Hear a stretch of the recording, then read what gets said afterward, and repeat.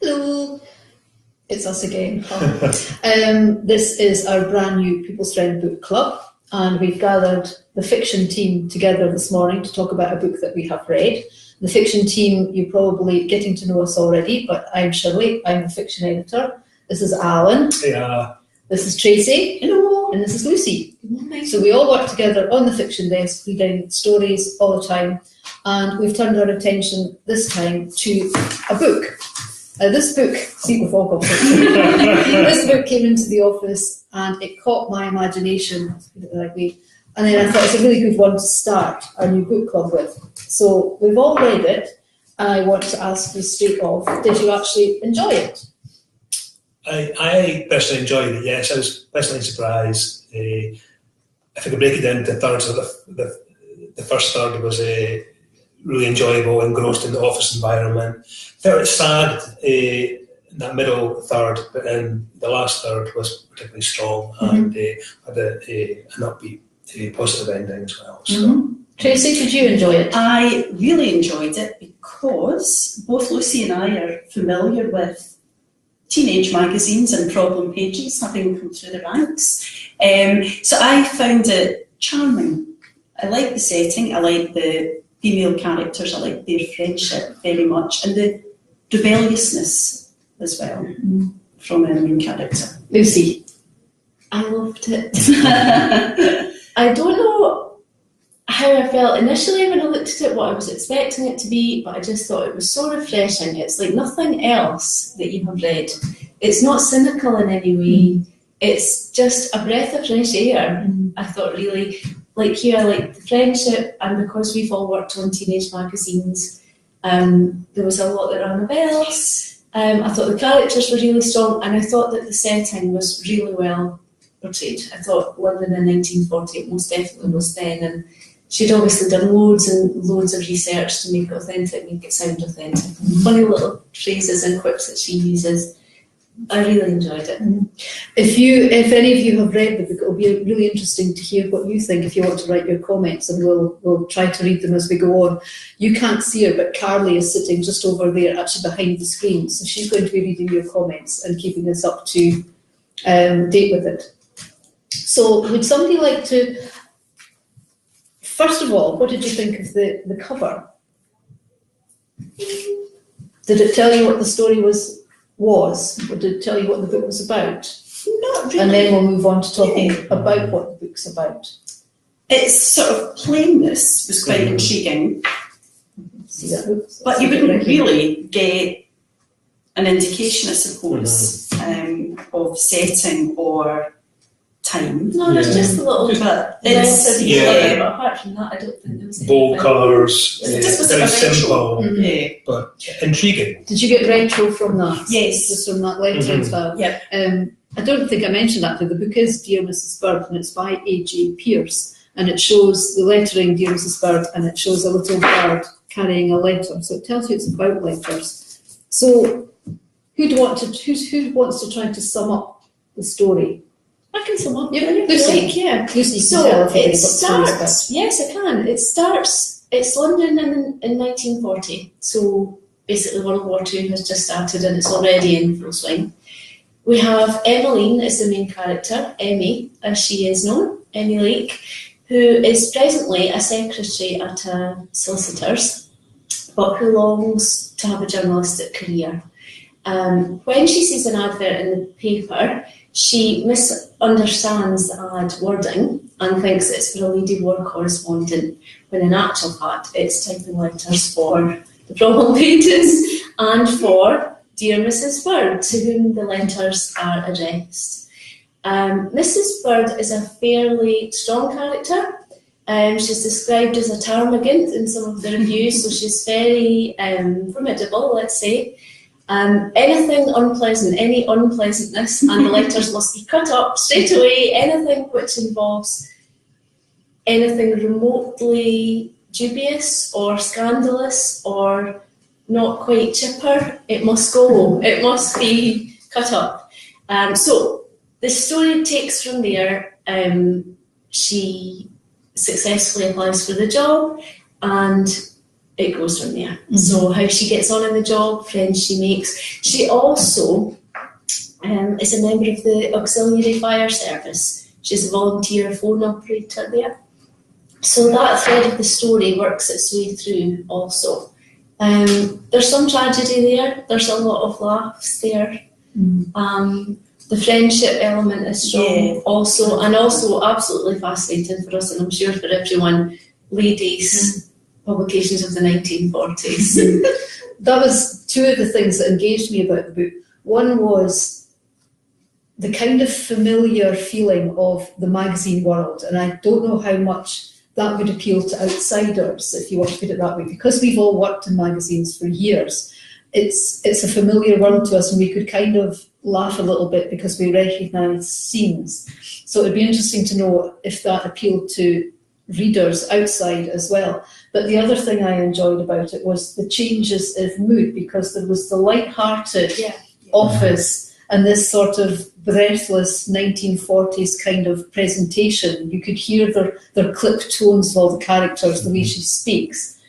And then you did have that much more serious side of the wartime background, and some of that was presented quite unflinchingly, wasn't it? Some of the, if they were caught in an air raid, you really got a sense of what that might have been like. And I had always imagined that if there was an air raid, everybody just hunkered down in the air raid shelters. But no, they were catching buses, they were catching taxis. People were still trying to go about their lives and get from A to B. And I thought that was absolutely heroic. I had no idea about things like that.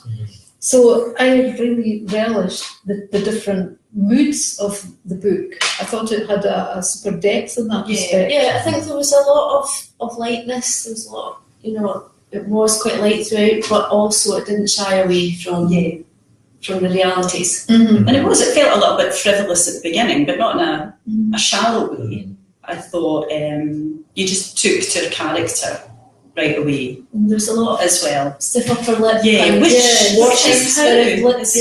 Absolutely. Yes. But it wasn't just the slightly cliched wartime story. It had more to it than that. This different approach, this different presentation. Mrs. Bird herself certainly shone through, and just her sayings, and she would often finish her sentences with "crack on." It was very much the jolly hockey sticks, You should start doing that with the crack on. Yes. You think we should try that with this one? Crack on. You instantly formed a picture, not only of Mrs. Bird, but other characters of what they were like. I particularly like Kathleen, who worked in the office as well. And Kathleen's like the secretary who does all the admin, and what an essential part of an office that is. And she didn't say or do much, but whatever she did, it was just brought to life so well, I thought, and you could imagine her with her cardigans and the muted colours. I thought she was played particularly well. Do you think any of you would have read it if it hadn't been our book club book? Possibly not, though I did read online at the weekend that the film rights have been purchased. So that way you start casting it in your head, and I see Felicity Jones, who played Stephen Hawking's wife in the film. I could see her, because she's quite feisty, as well as being very sort of classic. And I don't think we mentioned, though, part of the story is that Emily starts replying to the letters herself, where it's deemed unsuitable. She thinks, I can't leave these people hanging on here. They need advice, they need help. It's wrong, morally wrong, just to disregard. So that is an important part of it as well. Yes. I like that. Yes. Again, that's something that adds depth to the whole story, that it's not just a frivolous, I'll just start typing out the answers. She feels a moral imperative that these people have written in, trusting, in the same way that people write to the People's Friend. They trust us as a safe voice and a voice of comfort. And she really felt compelled that Henrietta Bird, Mrs. Bird of the title, should be offering that deeper service. And that's why she takes on the task of secretly writing back to the girls who've written in and the women who've written in with very real problems that could only have emerged in wartime, I think. Yeah, it did reflect, obviously, what was going on at the time with relationships, worries, lots more. Mhm. So yeah. Charlie's just having a look to see what kind of comments are coming in, because Got some hellos. we've got hellos. Hi. Dave, you want We've to got say hello. hello? Hi, Charlotte. Charlotte, Elaine, Janice, Anne, and And Barbara. Barbara. Hi. This is there somebody else, but at the very So start. you've got. And I wonder, have you read the book, or are you about to read the book? Are you halfway through the book? You haven't read it yet, but now that we're talking about it, you think it would be a fabulous book to read. We're really interested to hear your views.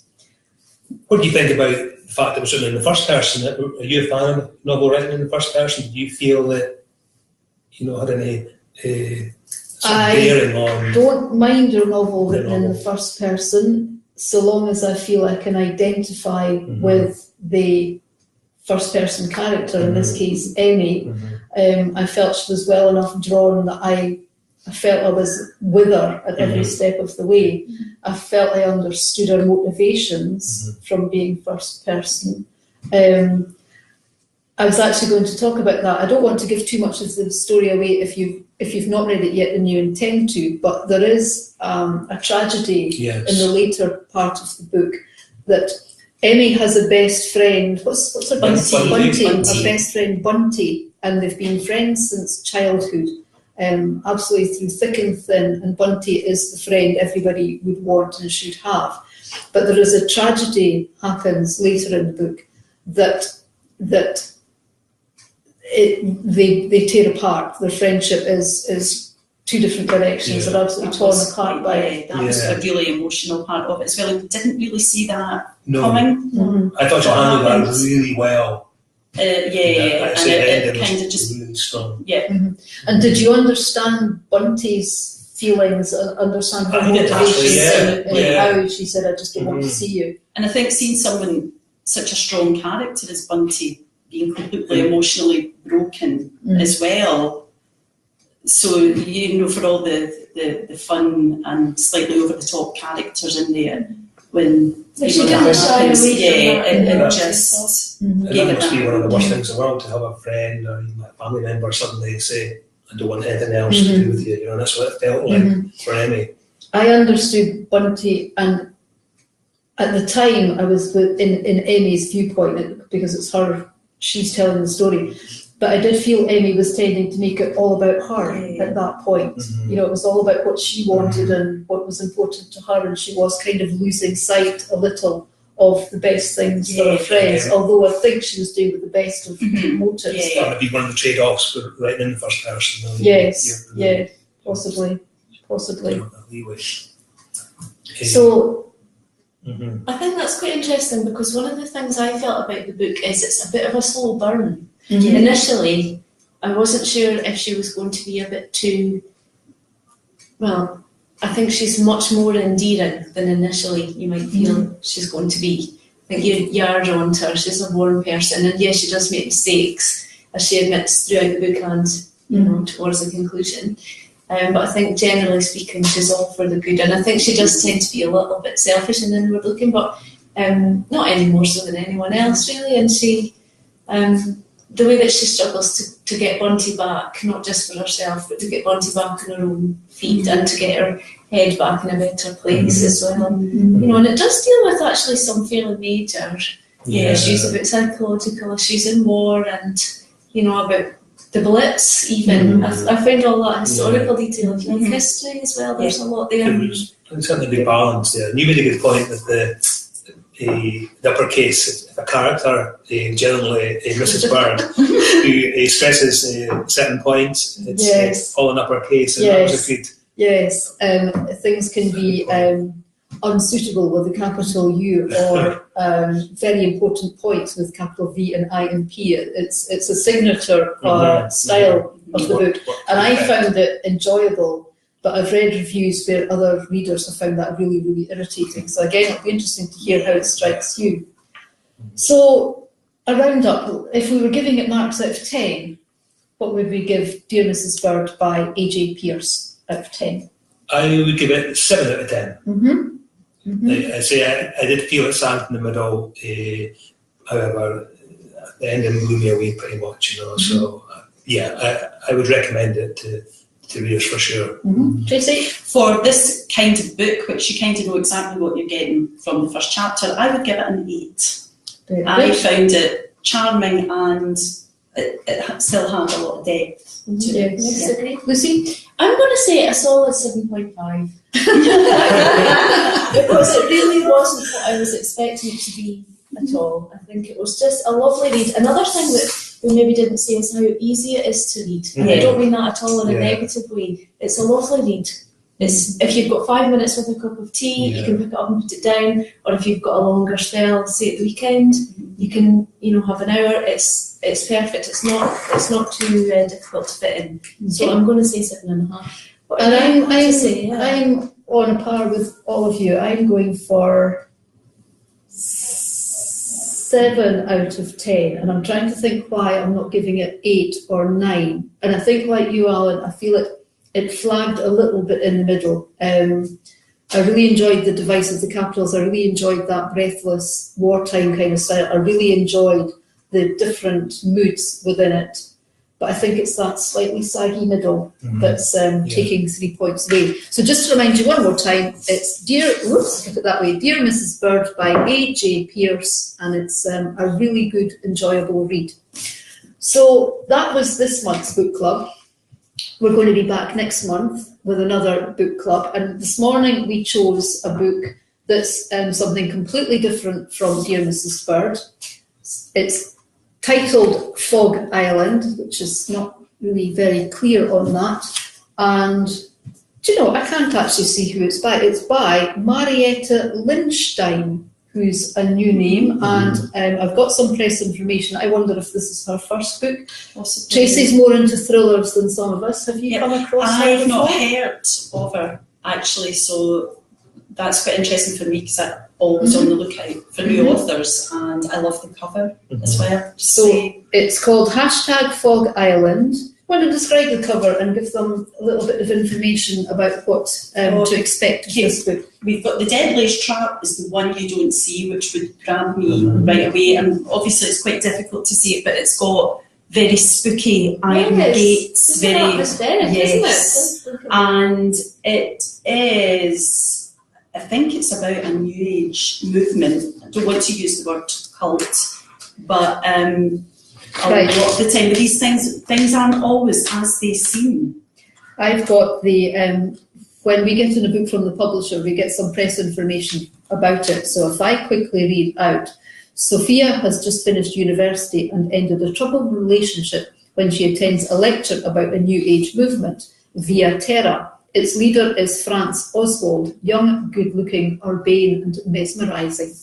When France invites Sophia to visit Fog Island, the organisation's headquarters, Sophia is dazzled by the beautiful mansion overlooking the sea. But when summer gives way to winter and the dense fog from which the island derives its name sets in for months, it becomes clear that France rules the island with an iron fist. ... It's quite intriguing, isn't it? It's quite That's intriguing. one I would definitely. And it's caught our interest as, for something completely different from Dear Mrs. Bird. So it's out on sale now. Give it a go, and you can reconvene, as we would say, Tell us what next you month think. for another Yes, book club. fantastic. Okay, thank you very much. Thank you. Thank you. Bye. Bye.